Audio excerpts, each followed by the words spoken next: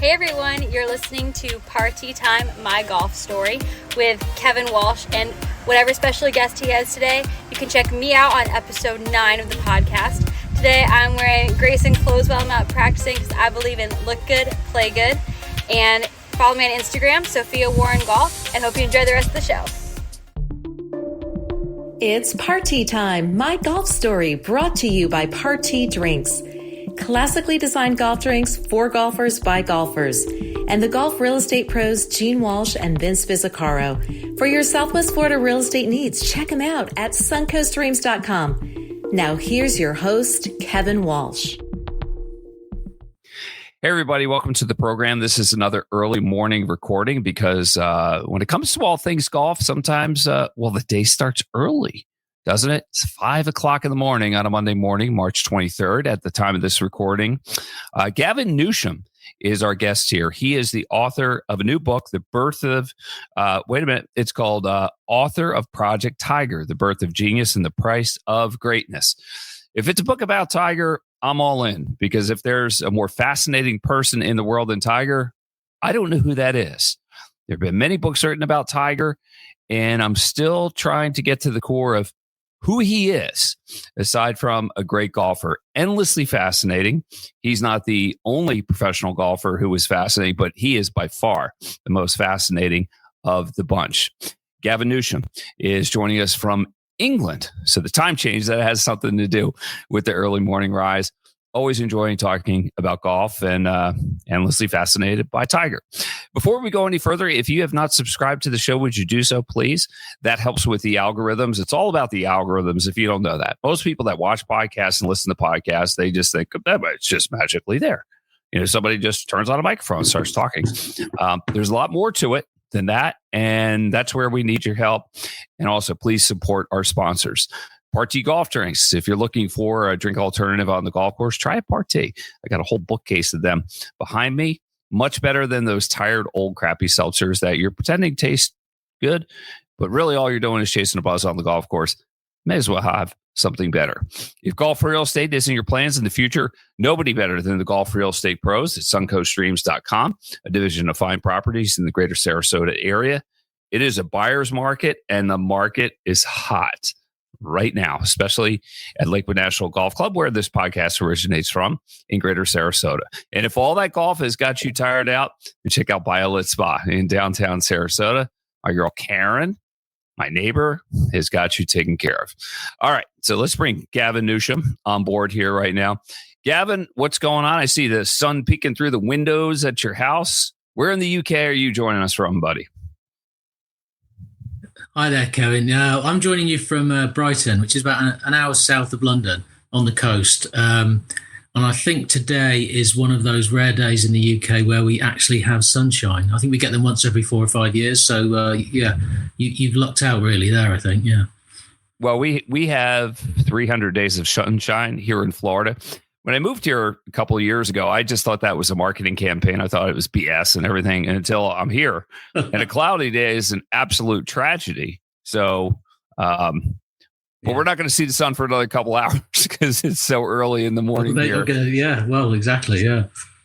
So your name, it's a little mistaken identity. What's going on? Who are you being compared to, and what's been the impact on your life?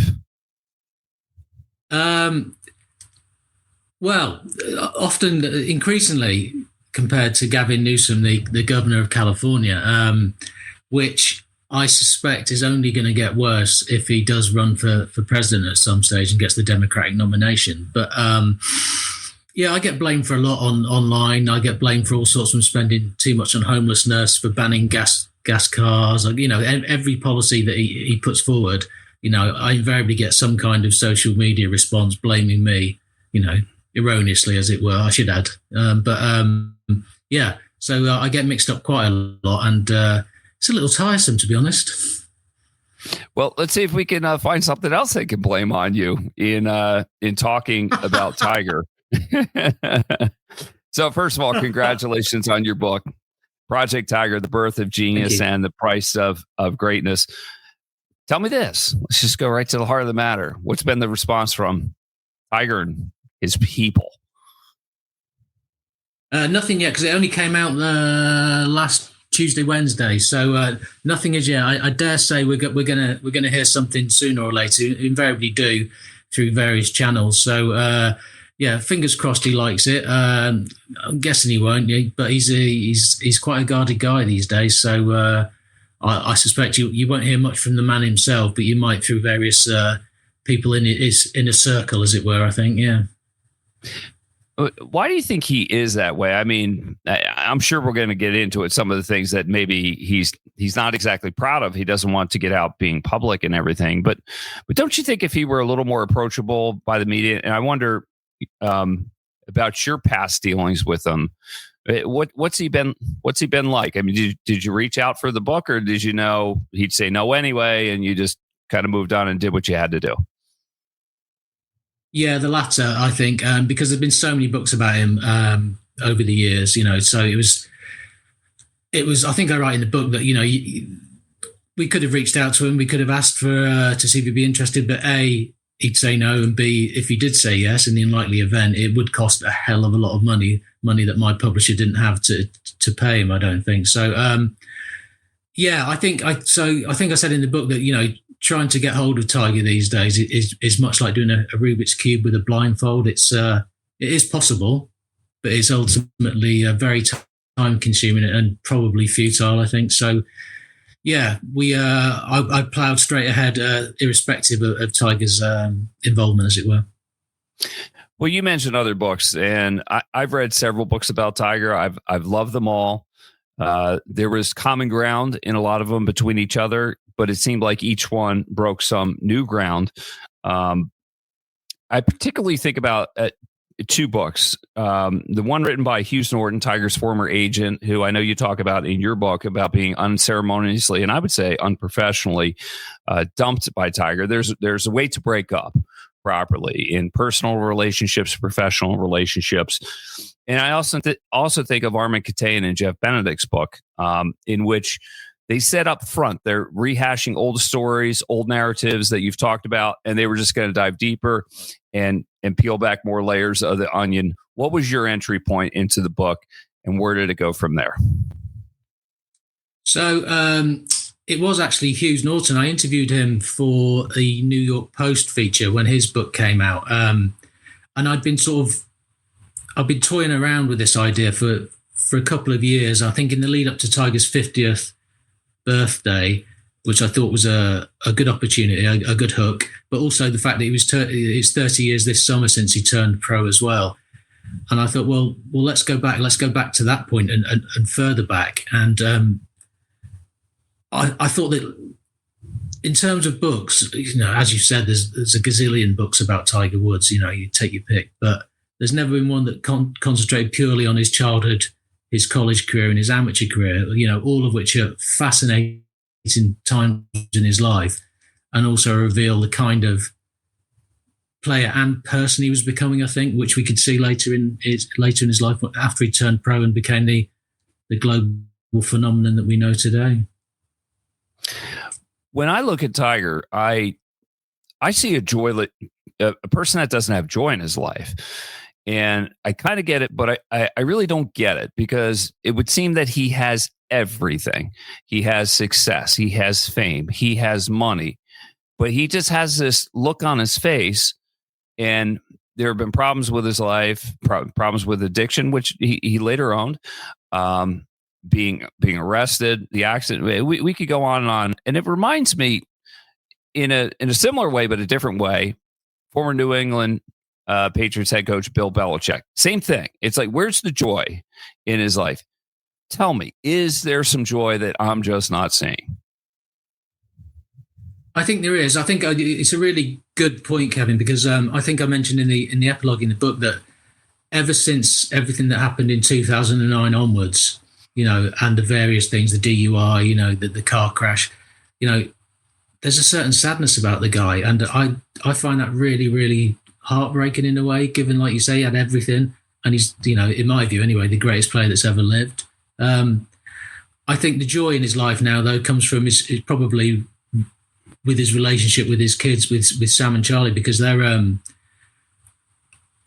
that survived everything that happened in his marriage, and his first, to Erin is Ellen is incredible. I mean, he seems to have learned a lot from his own relationship with his dad about what not to do maybe with Charlie, because he's obviously a very talented golfer himself, and just letting him go about things with a bit more freedom than his parents ever did with him. So I think that the joy there is seeing his kids grow and develop with a kind of freedom, if that's possible, having one of the most famous people in the world as your dad, but to do that on their own terms. So I think there's happiness to be found there. So let's talk about Earl, because I sometimes think that there are some misconceptions about that they were very, very close. They may have been, but in some ways it seemed like there was a lot of tension and friction to that. Am I right about that? And maybe you can just shed some perspective on what their relationship was from the beginning, and then how it evolved as Tiger grew into a man. Yeah, I think so. So I think by the time Tiger gets to high school at Western High, his dad's pretty much mapped out where Tiger's going, and Tiger's all in. He's in for the ride and everything. But as he gets older and Tiger's celebrity, for want of a better word, grows, because even when he gets to Stanford, he's a celebrity at Stanford amongst all these incredibly gifted people. He's the guy. He's the guy on campus giving out autographs on his way to classes, But I think the thing with Tiger and Earl is that it was Earl's hyperbole. Yes, he was the ultimate Svengali, if you like, but all these grand and pronouncements that he made about what Tiger would do, not just in the world of pro golf, but beyond, comparing him to Gandhi and things like this. I think that was a source of acute embarrassment for Tiger. I really do. And also, in a way, I think that what gets back to what we said earlier about the media, maybe put his guard up against the media, because he has to answer questions about his dad and what he said all the time. So I think there's a link there. There's definitely a link there. And I think that, Earl's verbosity is something that Tiger really, really cringed about, I think, yeah. Well, Earl you mentioned hyperbole in the media, and Earl would put out there things that sounded ridiculous. You mentioned the Gandhi thing. There were many other things. Earl told a lot of stories about racism toward Tiger. I know you touch on that subject.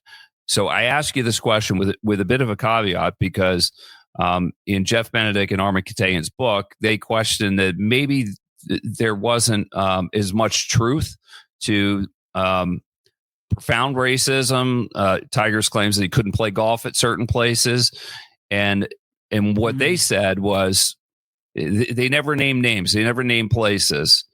And for some, it's hard to imagine that there's a place that Tiger couldn't go, because it seems like Tiger should be able to go everywhere that he wants in the world, because everybody knows him. And I think most people love him. Your thoughts on that? Yeah, I think he undoubtedly suffered racism. I mean, let's not beat around the bush here. He did. I mean, even at his home club, his dad's home club, the Navy Club, near their home in Cyprus, Tiger wasn't allowed to play there because they said he was too young. And even though there were white kids playing there, they were younger than him. So when he wanted to bring his US Junior Amateur Trophy in to show the members, they wouldn't let him. They weren't interested. And so I interviewed Joe Groman, who was the assistant pro there, who kind of took Tiger and Earl under his wing, because he could see what was happening. And he used to give Tiger, free balls, a free round, maybe, throw him some keys to a golf cart every now and then, without paying. But even then, the management found out and insisted that Tiger had receipts for everything that he paid for all the time, even though they had the greatest young golfer of his generation at their club, which would have been the greatest thing for any golf club, I think. Didn't matter. And it was that eventually it was the thing that broke the straw that broke the camel's back, because that's why Tiger just left in the end when he was about 16, just before he won his second US Junior. Yeah. Gavin Newsham is our guest here. He is the author of Project Tiger, The Birth of Genius and the Price of Greatness, joining us from the United Kingdom and a little bit south of London. Tell me this, how is Tiger spending his days right now? That's a bit of a mystery as well. We wonder, at the time of this recording, we're a couple of weeks short of the Masters. What's going on there? What's going on with the Senior PGA Tour, now called the Champions Tour, and what's a typical day in his life? I don't know, but I want to know. Yeah, well, so do I. I mean, because this is the thing, because, he's been asked about captaining the Ryder Cup team next time round in Ireland, and just saying, "Oh, I'm too busy," at the moment to make a commitment to that kind of thing. I think, well, why? What are you doing? You're not playing golf. It's what do you do? What do you do all day? Champions Tour, I don't think he'll play the Champions Tour. I mean, I just can't see that. Even though you can use the cart there, and it's probably the best thing for him in terms of all the injuries that he's suffered on his leg, especially after the car crash. So can't see him doing that. He's got his TGL golf thing, I suppose. He's involved with that, with the sort of thing that he's done with Rory, which again looks fun, but again, he never looks happy even in that, does he? He never looks like he's having a whale of a time. He's a complex individual, and I think what is interesting is that everybody in the golf world is just desperate to have him back in some shape or form, because he's still, whatever you think of all the players at the moment, Scheffler, amazing, Rory, amazing story as well, but there's never been anybody like Tiger, and not in my lifetime anyway. Maybe tail end of Jack when I was younger, but yeah, he's still the biggest draw in golf, I think, and that's the fact that people are so desperate to see him come back is just testament to that, I think. So you talked. We know Earl was an overbearing parent and had this plan for Tiger, and you wonder whose life Tiger was living. Was he living his own, or was he living Earl's? And then there's Charlie, whose rise is. It really seems like he's reaching a peak. He's committed to Florida State, and so you kind of hinted at it that it's different for Charlie's upbringing than it was for Tiger's, which I think is a good thing. But how involved is Tiger in Charlie and his golf? Is he his coach, or does he farm that out to somebody else? I don't know. I think he's ad hoc, impromptu coach. I mean, who better to go to if you need a bit of advice on the grip or a particular shot you're trying to play? Because Tiger had every shot in the bag, didn't he? He really did. So, yeah, I mean, Charlie will go off to college and he'll be fine. He'll probably win events, but big shoes to fill, really big shoes to fill. And that can't be easy. It really can't be easy for Charlie. I mean, how he draws a line between doing something that he clearly loves, enjoys, and is talented at, but then living under that expectation and living under that, that burden of expectation can't be easy. So it'll be interesting to see how he develops over the next few years and whether he finally decides to turn pro himself. I don't know. Yeah. And no question, I think of the Nicholas children when I think of Charlie, and when Jack was number one, and I think of Gary, who I played college golf against. I played at Purdue. He was at Ohio State. And in addition to being the son of who was the greatest player at that time, some say still is. I'm not sure. That's an argument for another time. But Gary had the likeness of his dad. He looked so much like his dad, and you could almost see the pressure on his face. Funny stuff. I always find sneaking on golf courses endlessly fascinating and entertaining. Cypress Point? What happened here? Yeah, they were on a high school trip. They'd played in a tournament not a million miles away from Cypress Point. And their coach, Don Crosby, who's no longer with us, he took all the team in his big motorhome to the event. And on the way past, they were sort of tantalizingly close to Cypress Point, should we say. So Tiger suggested they all stop off and they could play 15, 16 and sneak on 15, play 15, 16, 17, at which point Don Crosby was arranged to meet them at the end of the 17th, and they could jump back in the van and head back home. But by the time they got to the 17th, they were met by a welcoming committee from Cypress Point and quickly escorted off the premises. Which, so out there somewhere is somebody that's chucked Tiger Woods off the golf course. Which is, I'd love to find that person. I mean, I did try, but God knows, it'd be an amazing story to tell your kids when I threw Tiger off, off my golf course. Reminds me of my story when I got kicked off Marion West. I hit my tee shot. And that was it. And that was the West course, not the East course, the championship course. Really? Yeah. Oh, yeah. Yeah. It was a Monday. We thought we were being clever. It wasn't just me. It was a past guest on the show, Hugh Riley Jr. And, but, hey, until you stick out a golf course, you haven't lived. Tell me this. Gavin Newsham is our guest here. He is the author of a new book, Project Tiger, The Birth of Genius and the Price of Greatness, here on Party Time. My Golf Story, brought to you by Party Golf Drinks. If you're looking for an alternative on the golf course, try Party. The Golf Real Estate Pros, Gene Walsh, Vince Fizzicaro, and Samantha Walsh, suncoastdreams.com. Good time to buy in the greater Sarasota area, especially at Lakewood National Golf Club and Calusa Country Club and Violet Spa in downtown Sarasota. What's your entry in the golf, Gavin? I want to know. Okay, kind of a long story, really, because I was born in the south of England, but my dad was a military man, so he moved around quite a lot as a kid, and eventually we ended up in Edinburgh, in Scotland, for a few years when I was about 8, 9, 10. So there was a big field behind my house, and a friend of mine found an old 4-iron, which had like a hose pipe on the grip.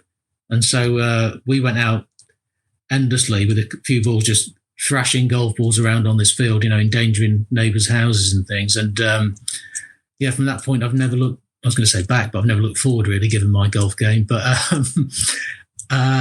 so that was it. And from then on, love-hate relationship with the game. And today, not playing as much as I'd like to, but still interested, still keen, Yeah, we're all chasing it in some capacity. Speaking of chasing it, where can I chase down your book? How do we get your book? Yeah, so it's on Amazon. It's that's the best place. That's probably the default place to go, I'd say. But it's also in all good bookshops, and doubtless a few bad ones as well if you frequent them. So usual places. Amazon's the main one, I think. Gavin Newsham has been our guest here. He is the author of Project Tiger, The Birth of Genius and the Price of Greatness. I suggest you read it. It's the perfect time to read a book, because right around when we get close to Masters, that's the time that people in the colder climates of Europe, but especially in the United States and in the Northeast where I grew up, that's when we really start thinking about golf. We think that's the time. Gavin, I wish you all the best. I hope you can avoid all the people that are Gavin Newsham bashers and everything. And well, maybe we've given somebody else some more material, and that'll be a proper distraction. All right. Oh yeah, I might be deluged with people now, though, Kevin. That's the problem, Well, all publicity is good publicity, I mean, wow. Sometimes you got to stir it up a little. Hey, listen, don't be a stranger. Come on back. We'd love to have you. And thanks for the time and getting up nice and early for me. And I wish you a great day ahead. All right. Thanks, Kevin. Really appreciate it. Gavin Newsham, our guest here, author of Project Tiger, The Birth of Genius. Big thanks to Party Golf Drinks. If you're looking for an alternative on the golf course, try a Party. Also, Violet Spa in downtown Sarasota, and the Golf Real Estate Pros of Gene Walsh, Vince Fizzicaro, and Samantha Walsh, suncoastdreams.com, division of fine properties. For Gavin Newsham, I'm Kevin Walsh. We'll see you again next time on Party Time, My Golf Story. You've been listening to It's Party Time, My Golf Story, brought to you by Party Drinks. Classically designed golf drinks for golfers by golfers, and the Golf Real Estate Pros Gene Walsh and Vince Fizzicaro. For your Southwest Florida real estate needs, check them out at suncoastdreams.com or call 941-220-4000.